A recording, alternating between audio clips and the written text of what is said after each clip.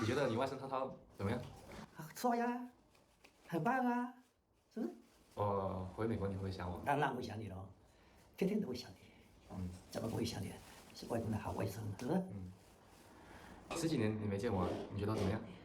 觉得好，觉得好。How can this oversight happen like this? This just shows you how much of a mess Twitch is. And yet here they were ranking people based on ethnicity. I just can't believe this. And you know what the funny thing is? Even if you were Arab, you probably would not want to be a part of this or associate with people like this because this is just cringe. What the hell is this? I mean, you have a literal Jew, Ethan Klein right here in left subreddit. Like, come on, man, that's crazy. Speaking of Ethan Klein, he's actually been the biggest critic of Twitch and the CEO regarding all this stuff we've talked about in this video so far. When he saw this tier list, he was outraged. And even though at some point he and Hassan were on great terms, he had a lot of criticism towards his behavior and the people he's promoting. And to many, he was seen in the right. His opinion was warranted. This was crazy. He was saying in his title of his latest podcast, Dan Clancy must resign as Twitch CEO. He also commented on how Hassan reacted to this tier list and had nothing but positive things to say about it. I think I should mention here that Ethan doesn't even consider himself to be a Zionist. He's against Israel's actions, but the only thing he doesn't want is the 8 million Jews born in Israel to not be expelled out of the country. This means that the only thing he and Hassan disagree on is the 8 million Jews point. But still, he's being treated like an outcast and put at the bottom of the ethnicity tier list. The objective question to ask here is, if Asmongold had done a tier list with Israeli on top and Palestinian on the bottom, would he have gotten banned, yes or no? There was clear bias at Twitch now towards the whole Palestine and Israel conflict, and as you thought that things could not get worse, it turned out that Ynet, a pretty popular news outlet in Israel, came out with a report saying that Twitch had blocked anyone in Israel from creating a new Twitch account ever since October 13th. That's October 13th, 2023, by the way, so it's been over a year. Some people tried switching to a VPN to Israel and they would get the same thing. The IP was immediately blocked from account creation. This is the error code you would see. Error description, blocked country IP. It turned out that ever since them blocking account creation in Israel, people have been reaching out to Twitch support asking, hey,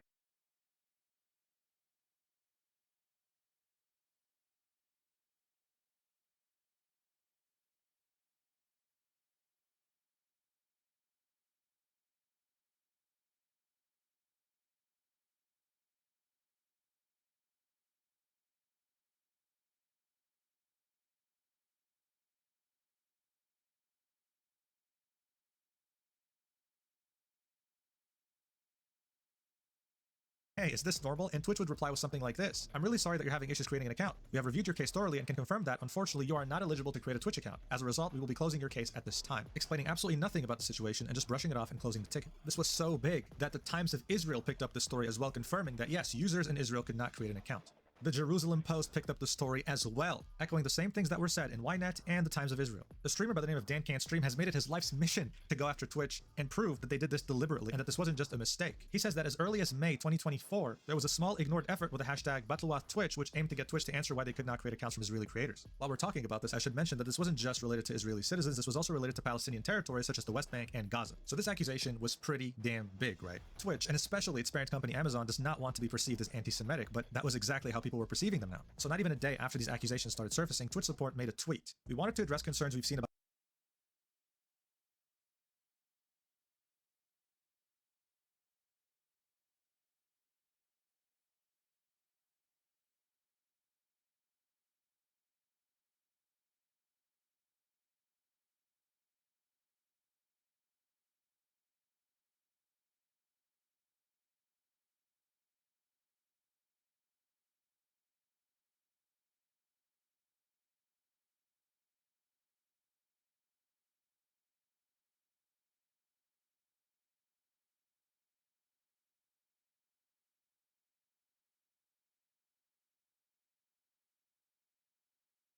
about whether we're preventing Twitch account signups in some regions. When signing up for a Twitch account, you can select an account verification method, email or phone. For added protection, following the October 7, 2023 attacks, we temporarily disabled signups with email verification in Israel and Palestine.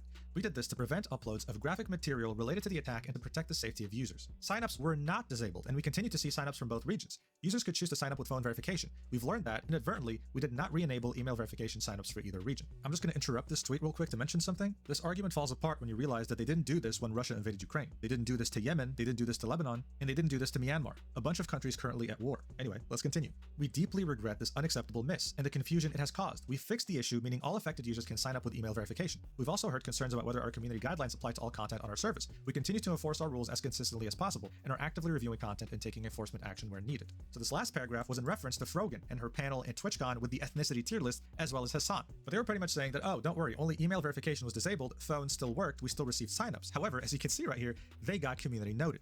Both email registration and phone registration were blocked. Dan Can't Stream yet again coming up with a tweet disproving Twitch, saying, hey Dan Clancy, about mobile signup still working thing, sure doesn't fucking seem like it. Thank God we took recordings before you did damage control. Attaches a video showing that mobile signup was not working in Israel, saying resign anti-Semite to Dan Clancy. So in this video, as you can see, there's going to be a phone number put in and it doesn't work. The code never arrives. Dan himself quote tweeted the Twitch support tweet saying, we just posted an explanation of what happened on Twitch support. Please look at this tweet. Very sorry about this oversight. It only came to our attention today. As mentioned in the tweet, it did not affect people using mobile phone verification. Again, very sorry this occurred. This was getting so out of hand that even the Anti-Defamation League, an American organization made to stop the defamation of Jewish people, had to reach out directly to Twitch to ask for answers and to express their disappointment. This is when things took a turning point. Look, objectively speaking, when the ADL reaches out to you out of concern as a company, it means that unless you change your course of action, you're about to lose every single sponsor on God's green earth. So Twitch is now in full damage control mode. They immediately reissued a ban on the Houthi Yemeni's Twitch channel. He usually streamed things like Rocket League, right? But this time I think it's permanent.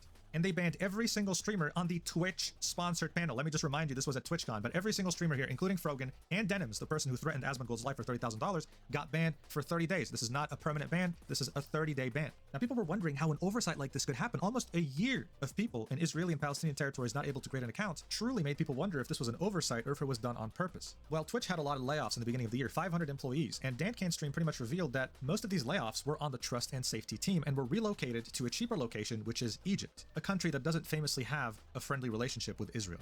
So Dan's theory is that this was why the trust and safety team was so anti-Israel, because they were Egyptians. As this was all happening, a website by the name of DanClancySucks.com got made, hoping to get him fired, saying Dan Clancy's Twitch is an anti-Semitic hellhole, showing you clips of Ethan Klein complaining about this ethnicity tier list they had at TwitchCon, how they banned Israeli and Palestinian accounts, Hassan's many cases of problematic behavior, about how Dan Clancy enjoys watching Hassan. So yes, while the ethnicity tier list streamers got banned for 30 days, Hassan still has not been touched. The reason why so many are pushing for his ban is for fairness, is for, in their eyes, justice. Many are hoping that now, after the ADL and Stop Anti-Semitism and many other Jewish organizations reached out to Twitch, that we would finally see changes when it comes to their very inconsistent bans that have much favoritism attached to them. Whenever someone mentions Twitch, they have to mention Amazon, their parent company, and I'm sure Amazon does not want to have problems with people like the Anti-Defamation League. More importantly though, this all happened under Dan Clancy's leadership, and it remains to be seen whether Amazon will force him to resign or whether he'll walk away scot-free. The fact that this is being picked up by a lot of the media is showing that this is going to have a very negative impact on Twitch's reputation, and Amazon will definitely be keeping an eye out on that.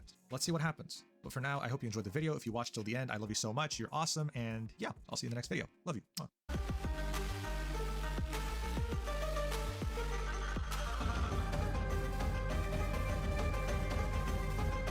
What do you think of when someone mentions the website twitch.tv? Maybe you think of your favorite streamer, maybe you think of your favorite esports game, and maybe, just maybe, you think of a half-naked woman in a kiddie pool indoors. Regardless of what your answer is, I'm sure there's some amazing memories tied to it. But when I think of Twitch, I think of a grossly mismanaged circus. A circus that is still not profitable after almost 17 years of existence. Yes, they haven't had one single profitable year ever since they were created back in 2007. But that's just the tip of the iceberg. What Twitch is also known for is their complete and utter inconsistency and lack of transparency when it comes to their bans in regards to their trust and safety team. They show very, and I mean very clear favoritism to some streamers while showing clear malicious intent with other streamers. This has been going on since the website's inception. People were hoping that this weird, immature culture of favoritism would go away slowly after Amazon had acquired the website back in 2014 for $970 million. But as you might have guessed, things only got worse. Look, as someone who's been watching Twitch for almost 10 years now, I can sit here and make a 1-hour video of the inconsistencies when it comes to bans and punishments on the platform.